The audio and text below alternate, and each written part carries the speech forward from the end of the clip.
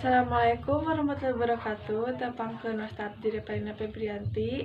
Dinten ayeuna abdi bade ngadugikeun piantara rupina kumaha pentingna ngajaga hirup bersih.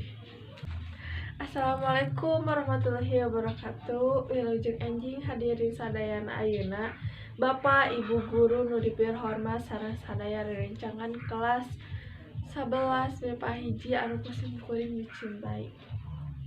Langkung tipayun hayu urang sanggakeun puji sareng syukur urang ka Allah Subhanahu wa taala nu parantos masihan kanikmatan karung sadayana sapertos nikmat kesehatan oge waktu sulang nugi ka tiasa patepang raya di acara ieu. Alhamdulillah urang oge tiasa kempel di tempat ieu dina kaayaan sehat walafiat. Para hadirin anu sim kuring hormati, dina waktos ieu sim kuring bade ngadugikeun tema tentang kumaha pentingna hirup bersih oge sehat kanggo kahirupan urang sadayana. Luyu jeung hadis Rasulullah Subhanahu wa taala bahwa kebersihan teh sabagian tina iman.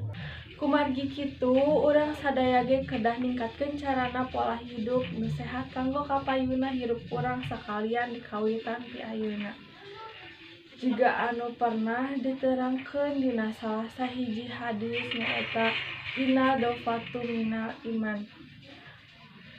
Nu mata kudu dijaga ku urang-urang, tapi kabersihan eta teh rupina macem-macem. Aya disebut bersih hate, bersih jiwa, bersih raga, sareng bersih rohani. Salaku jami anu beriman, tangtuna urang ulah ngalawarakeun perkara kabersihan. Urang sadayana kedah ngajagi lingkungan oge awak urang sorangan sangkan dijauhkeun tina sagala panyawat. Kumargi kitu urang sadaya kedah ngajalankeun hirup urang sadidinten ku cara nu leres oge sehat. Sapertos ibak ngarah awak bersih, ngosok waos nu rutin, bersihan kuku maksimal saminggu sakali, eta sadaya salah sahiji contoh hirup anu sehat. Contoh sanesna saperti mikeun runtah dina tempatna, ulah nyiduh di mana wae, jeung lamun batuk tutupan.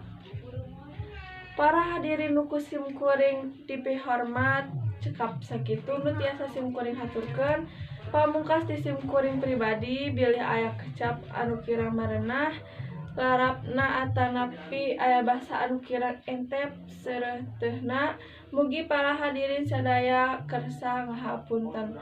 Hatur nuhun sadayana atas kana sagala parantosna. Wassalamualaikum warahmatullahi wabarakatuh.